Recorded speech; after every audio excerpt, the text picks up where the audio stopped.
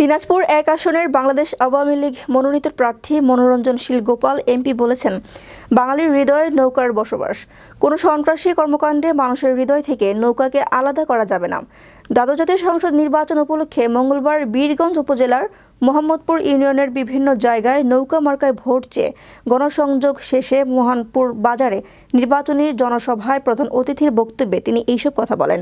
মোহাম্মদপুর ইউনিয়নের আওয়ামী লীগের সহ-সভাপতি আব্দুল বাসেদের সভাপতিত্বে বক্তব্য রাখেন জেলা আওয়ামী লীগের সিনিয়র সহ-সভাপতি আজিজুল ইমাম চৌধুরী, উপজেলা পরিষদের চেয়ারম্যান ও সাবেক সংসদ সদস্য মোহাম্মদ আমিনুল ইসলাম, সাবেক সংসদ সদস্য আব্দুল হক সবুজ সহ আরো অনেকে।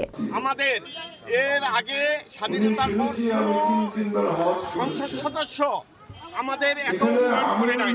আমাদের রাস্তাঘাট, স্কুল, কলেজ, মাদ্রাসা, কবরস্থান, শ্মশান, কালভার্ট কোনো কিছু উনি বাকি রাখি নাই উন্নয়নে। তাই আমরা আবারও উনাকে বিপুল ভাবে, উনি যদি এই অনুষ্ঠান নাও আসে তবুও আমাদের জনগণ স্বতঃস্ফূর্ত ভাবে নৌকাকে ভোট দিয়ে, বিপুল ভাবে ভোট দিয়ে শেখ হাসিনাকে এই আসনটি উপহার দিব।